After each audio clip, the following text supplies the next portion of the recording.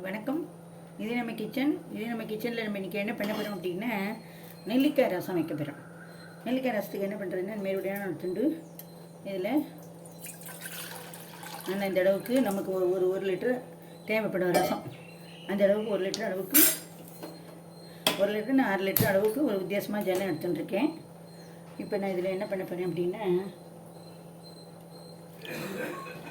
கொத்தமல்லி போட போகிறேன். இதுக்கு வந்து புளி வந்து ஆப்ஷன் தான், விருப்பப்பட்டவா போடலாம், இல்லைன்னா போடணுங்கிற அவசியம் கிடையாது. கருவேப்பிலை,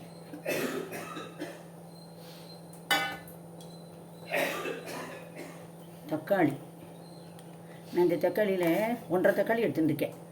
இதில் வந்து நான் ஒரு தக்காளி அளவுக்கு இதில் போட்டுவிட்டேன். அரை தக்காளி நான் அரைக்க போகிறேன் அதோட சேர்த்தாப்பில். அப்புறம் நான் நீர்க்க புளி கரைச்சி வச்சுட்டுருக்கேன். புளி கரைச்சல் ஒரு நெல்லிக்காய் சைஸுக்கு புளியை கரைச்சி அதில் பாதி அளவுக்கு நான் விட்டுக்கிறேன்.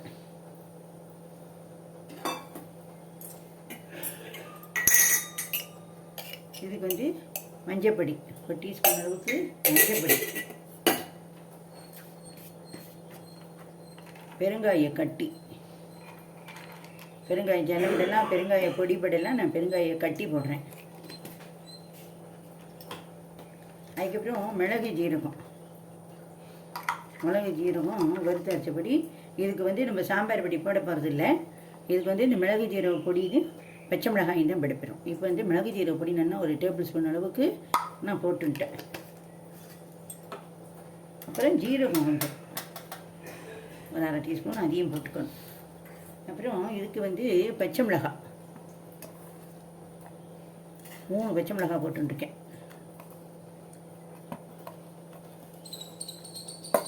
இந்தமாரி பெரிய பெரிய நெல்லிக்காயாக 3 நெல்லிக்காய் எடுத்து கொட்டையை எடுத்துட்டு இதையோட ஒரு தக்காளியும் வச்சு நம்ம மிஷினில் நைஸாக அரைச்சி எடுத்துக்கணும். இதோட ஒரு 1/2 பச்சை மிளகாய், ஒரு நெல்லிக்காய், ஒரு தக்காளி, இதை அரைக்கிறத எப்படின்னு காட்டுறேன் நான் உங்களுக்கு. அப்புறம் இதுக்கு உப்பு போடணும். தேவையான உப்பு போட்டால் வேகவே கொதிச்சுருக்கும். இதுக்கு வந்து புளிக்கரைசல்லாம் வந்து ஆப்ஷன் தான். இப்போ இது என்ன கொதித்து இதில் போட்டு தக்காளி பச்சை மிளகாயெல்லாம் வெந்து வரணும். அதுக்குள்ளே நம்ம என்ன பண்ணுவோம், இந்த நெல்லிக்காய் எடுத்து வச்சுக்கோங்க இல்லையா, நெல்லிக்காய், இந்த நெல்லிக்காய் இது கூட ஒரு 1/2 பச்சை மிளகாய், ஒரு தக்காளி, இதெல்லாம் நைஸ் பேஸ்ட்டாக அரைச்சிக்கணும். இப்போ நம்மளுடைய நெல்லிக்காய் ரசத்துக்கு எல்லாம் நல்லா கொதிக்கிறது. இந்த தக்காளி நல்லா வெந்து வரணும். அதுக்குள்ளே என்ன பண்ணுறோம் அப்படின்னா நம்ம இதெல்லாம் அரைக்க போகிறோம். மிக்ஸி ஜாரில் போட்டுட்டு இதெல்லாம் அரைக்க போகிறோம். ஒரு பச்சை மிளகாய், 1/2 தக்காளி, 3 நெல்லிக்காய், நைஸ் பேஸ்ட்டாக அரைக்கணும். நம்மளுடைய நெல்லிக்காய் ரசம் நல்லா ஜம்முன்னு கொதிச்சு விட்டு எல்லாம் புளியோட பச்சை வாசனை, தக்காளி வெந்து பச்சை மிளகாய் வாசனைன்னு எல்லாம் போயிட்டு இப்போ நம்ம என்ன பண்ணுறோம், கொத்தமல்லியை போடுறோம். கொத்தமல்லியை போட்டுட்டு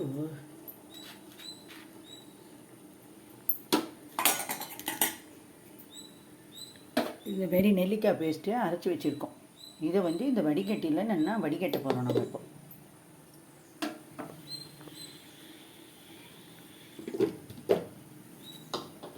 வடிகட்டாமையும் விடலாம். நான் வந்து வடிகட்டி தான் விடுவேன். நல்லா வடிகட்டி விட்டுட்டோன்னா அந்த திப்பியெல்லாம் எல்லாமே நல்லா வந்துடும். திப்பி இருந்ததுன்னா மறுபடியும் கூட ஜலத்தை விட்டு மிக்சியில் அரைச்சி எடுத்துக்கலாம். வேஸ்ட் பண்ணாமல் அரைச்சி எடுத்துக்கலாம். நெல்லிக்காய் ரசம் அவ்வளோ நல்லது ஹெல்த்துக்கு. இது சாத்தில் விட்டும் சாப்பிடலாம், இல்லை சூப் மாரியும் குடிச்சிக்கலாம். நீங்கள் சூடாகவும் குடிக்கலாம், இது வந்து ஆற வச்சும் குடிக்கலாம். நெல்லிக்காய் நம்ம வந்து சூட்டில் வந்து கொதிக்க விடக்கூடாது. லைட்டாக ஒரு கொதி வந்த உடனே டக்குன்னு ஆஃப் பண்ணிடணும். ஏன்னா அதில் நிறைய விட்டமின் சி இருக்கிறதுனால அந்த இதெல்லாம் போயிடும் அப்படின்னு எல்லோரும் சொல்கிறா. விட்டமின் சி அழிஞ்சு போயிடும், சூட்டில் கொதிக்க விடக்கூடாது. எப்படி நம்ம நார்த்தங்காய் ரசம், எலுமிச்சம்பழ ரசம் இதெல்லாம் சூட்டில் கொதிக்க விடாமல் இருக்கோமோ அதேமாரி தான் இதுவும். இறக்கி வச்சு நான் இப்போ இதில் தக்காளியும் பச்சை மிளகாயும் அரைச்சி விட்டதுனால லைட்டாக ஒரு கொதி விட்டு இறக்க போகிறேன். இதே நீங்கள் வந்து இது பண்ணினா வெறும் நெல்லிக்காய் மட்டும் அரைச்சி விடுறதா இருந்ததுன்னா எங்களுக்கு காரம் கம்மியாக போயிடும், பச்சை மிளகாய் இதில் போட்டதே போதும் அப்படின்னு ஃபீல் பண்ணுறவ நெல்லிக்காயை மட்டும் அரைச்சி இறக்கி வச்சு விடணும். நான் இதில் வந்து ஒரு தக்காளி, ஒரு பச்சை மிளகாய் காரத்துக்காக போட்டிருக்கேன். காரத்துக்காக நம்ம வந்து வெறும் மிளகு ஜீரகம் தான் சேர்த்துருக்கோம், வேறு எந்த பொடியுமே சேர்க்கலை. அதனால் இந்தமாரி பண்ணணும்.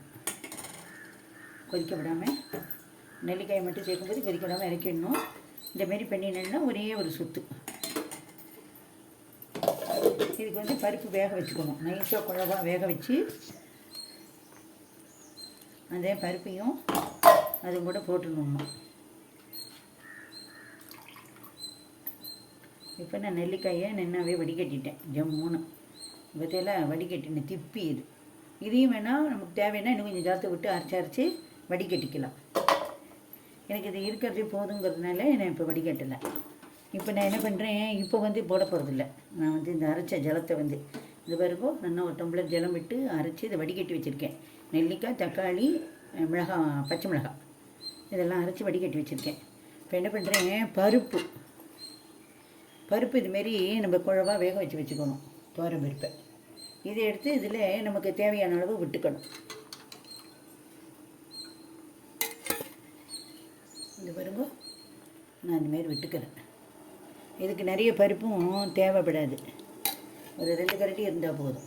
ஏன்னா இது ரசம் வந்து ரசமாக தான் இருக்கணும்.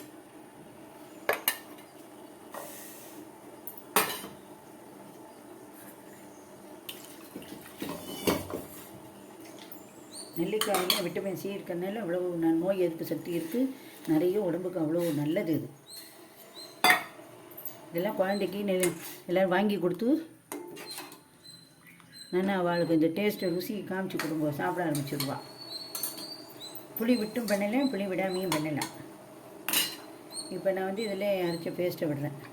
பேஸ்ட்டோட தண்ணி வடிகட்டி எடுத்து வச்சுருக்கேன். இது வந்து லைட்டாக ஒரு நுரம் வரணும். பற்றியில் இந்தமாரி எல்லாம் பட்டாச்சு, கருவேப்பிலை, கொத்தமல்லி எல்லாம் பட்டாச்சு.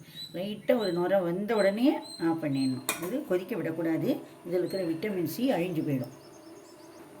இப்போ நம்ம வந்து இதுக்கு வந்து இந்த ஒரு அரை அச்சு அளவுக்கு வெல்லம் போடுறோம், அந்த ருசிக்காக போடுறோம். சர்க்கரையும் போடலாம், நாட்டு சர்க்கரை போடலாம், பனங்கள் கண்டு போடலாம், கருப்பெட்டி போடலாம். நமக்கு எது பெஸ்ட்டுன்னு தோன்றதை போடலாம். இது வந்து ஆப்ஷன், அவள் விருப்பம். போட்டுக்கிறதும் போட்டுக்காதும் அவளுடைய விருப்பம். அதேமாரி பெருங்காய பொடியோ, பெருங்காய ஜலமோ, இல்லை பெருங்காய கட்டியோ எது வேணாலும் போட்டுக்கலாம். எல்லாமே ஆப்ஷன் தான். நான் நிறைய ஆப்ஷன்ஸ் இதில் சொல்லியிருக்கேன், அவள் சௌரியத்துக்கு பண்ணுங்க. அதுமாரி நெல்லிக்காய் ஜலம் மட்டுமும் விடலாம், இல்லை நெல்லிக்காயோட நான் வச்ச மாரி தக்காளி, ஒரு பச்சை மிளகாய் வச்சு அரைச்சி நம்ம அளவு என்ன அளவு எடுத்துகிட்டு இருக்கோமோ அது தவிர இதுக்கு வந்து நெய்யில் தான் தாளிக்கணும். இது நுரைச்சி வரட்டும், பார்க்கலாம். இப்போ நம்ம ஆஃப் பண்ணிட்டோம், அடுப்பை ஆஃப் பண்ணிவிட்டு இதை நல்லா இறக்கிடணும்.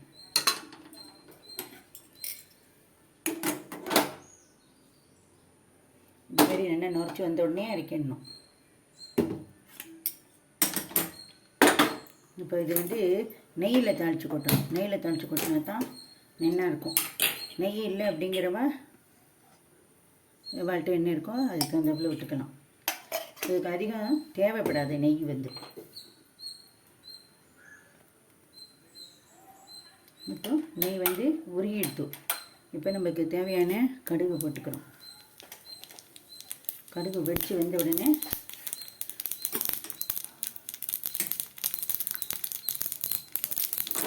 கடுகு வந்து வெடிச்சு கொடுத்து ஆஃப் பண்ணிவிட்டு நம்ம இதுமாரி ரசத்தில் இப்படி கொட்டிடணும். இதுமாரி தனியாக ஒட்டை திரட்டின்னு வந்துடணும்.